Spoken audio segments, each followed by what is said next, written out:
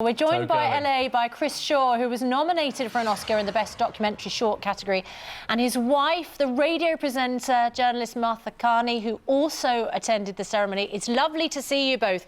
And we're going to talk to you about that moment in just a moment. But, Chris, were there lots of jokes afterwards about, oh, well, we didn't win an Oscar, but we should have won an Oscar? Did the people who missed out on Oscars think, oh, well, it's just because they read out the wrong winner?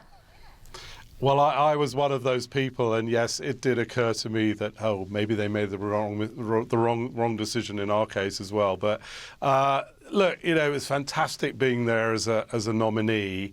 It was even more fantastic in a way witnessing the biggest cock-up in Oscar history. It certainly took the edge off the pain of not winning, actually. I mean, Martha, to actually be there as this was all unfurling, what was the mood in the room like? When did people realise what had really gone on?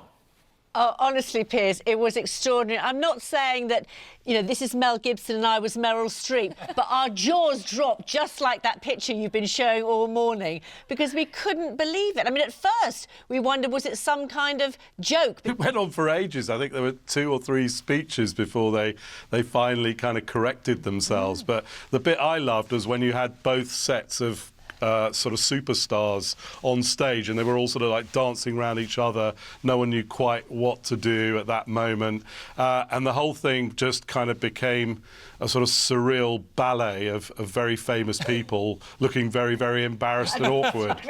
The statues were being switched around, and then on one side, which I don't think you can see in the television pictures, but we could see it from the auditorium, was Faye Dunaway, who was in an absolute state of shock, holding hands with somebody on stage, because you can imagine that moment for her. Yeah, I mean, excruciating for them. And actually, I really felt for them, because the reunion of Warren Beatty and Faye Dunaway, however many... 50th anniversary of Bonnie and Clyde. Was supposed to be the big crescendo to the show. And the show, Chris, to be fair, had actually been a pretty good show, well hosted by Jimmy Kimmel, not much of the predicted Trump bashing, some good performances and so on. Most of the speeches were not political. It had actually all gone rather well. And then right at the death, bang. Yeah, I loved the show, actually. People had been trying to build down my expectations, saying, oh, bring an energy bar, it goes on for ages, blah, blah, blah. But actually, it was really entertaining and very, very, very funny, I thought, most of the way through.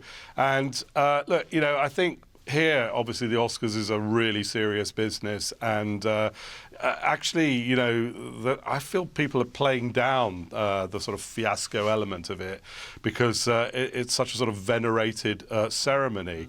But from you know, perhaps a slightly cynical British perspective, you wouldn't know much about that, Piers, but we just thought the whole thing was kind of entertainingly surreal, and yeah, we talked about it for about 5 hours afterwards. Well, and we're still talking about it this morning. Martha, yes, so Martha, you are, yes. You're reported as being physically close to Ryan Gosling. Was it in a taxi queue? And you said that, you know, Ryan Gosling, of course, the star did you say of La La taxi Land. queue? Yeah. Taxi queue. A limousine queue, Susanna. Limousine queue. It was a VIP limousine queue, of course. Yes, exactly. But just describe his face, because he was the star, one of the stars of La La Land, of course. Absolutely. You know, can you imagine what his night must have been like? He didn't get Best Actor. He was up on stage thinking he'd won for La La Land, and then that was snatched away from him. So, yes, we were in this rather bizarre limousine queue, and I have to say his face did look pretty gloomy, you know, a bit like fun. He was just very, very, you could tell, very low after that one.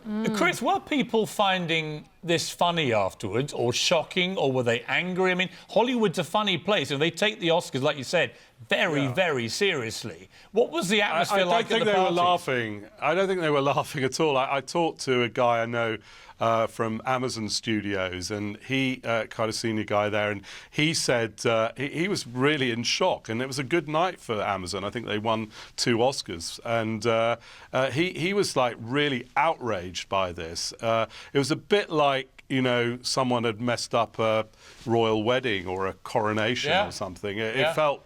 And actually, the tone of the coverage here is very different from the tone of yours, if I may say so. It's more like kind of, it was a terrible human error, and let's move on because the Oscars are the Oscars, and we don't mess around with well, that we're gonna have to move on as well. We both really appreciate you guys staying up to talk to us, because it's great to have people who are actually in the audience. Sorry you didn't win, but who knows? Maybe Brian just gave them the wrong damn envelope, and you were the winner, Chris. So you are de facto our winners. So congratulations. Thank you. I want to recount.